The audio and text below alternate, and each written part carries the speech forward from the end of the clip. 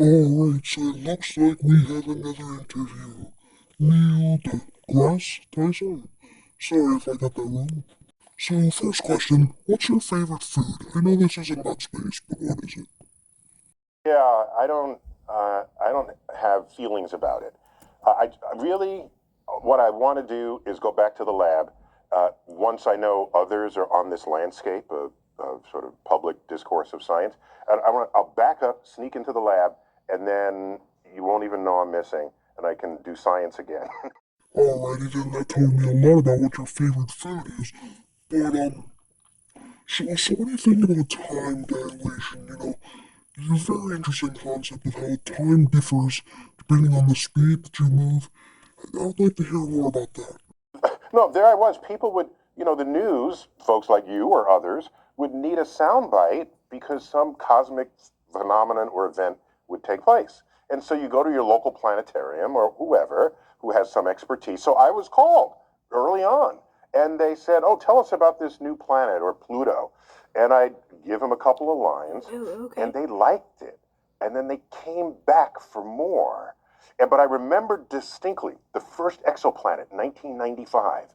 It was NBC News. They sent an action camera to the Hayden Planetarium, the van, with action cam van, to the planetarium. And I gave my best professorial explanation for how you discover exoplanets, where they orbit their host star and the host star jiggles in response to the gravity. And I talked about the spectra.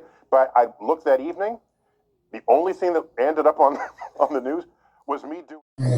Alrighty then, interesting answer. I didn't personally learn anything from what you just said, but we're gonna continue on with the interview. Uh, what do you think about the moon landing? Do you think it was real? Do you think it was fake? Tell me a little bit about that. So NASA goes to Hollywood, and they say, "Okay, we got to fake this moon landing. So what will it require?" Yeah.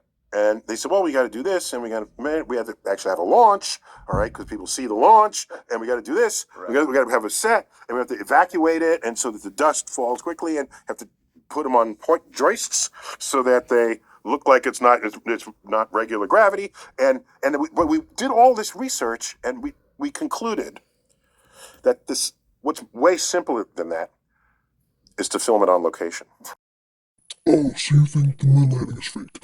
Alright, well, let's move on to another question I had. How old are you? I actually don't know how old you are. Because it's all about the relativity of motion and time. Okay?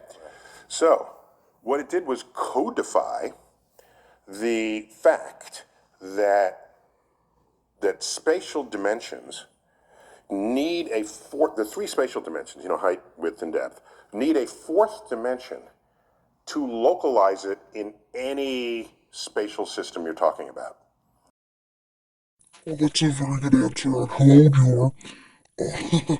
You must not be very old because, it seems like modern scientists would know that type of stuff. Anyway, so what would be, what's your life goal? What do you want to be remembered for? They would put you in a coffin, and in some parts, it is told, there's a string that they put into the coffin as they buried you, and they put it over a tree branch and connected to a bell. If you woke up,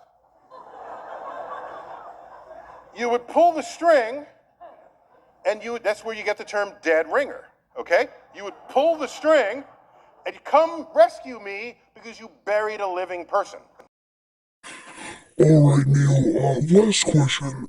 How was your day? Obviously, you haven't really answered any of my questions normally, but I figured I'd ask one more. We are all moving with the Earth at 800 miles an hour, due east, because Earth is rotating. If you stopped Earth and you weren't seatbelt buckled to the Earth, you would fall over and roll 800 miles an hour due east. It would kill everyone on Earth. Alright, well, I hope you enjoyed this interview. I'm happy we had you on. Next time I'm looking for someone else that maybe answers my questions correctly. Joe Biden didn't do it, and you didn't do it. I'm sorry, Neil. But it was fun having you. You explained a bunch of something, and then I forgot what exactly you said. But I could have you again. We could do a podcast, a 30-minute one. I could listen to you all day and fall asleep. So yeah, it was fun having you. You like crazy astronomical facts? I got one for you. The energy created in the center of the sun takes between 10 and 100 million years to get out of the sun.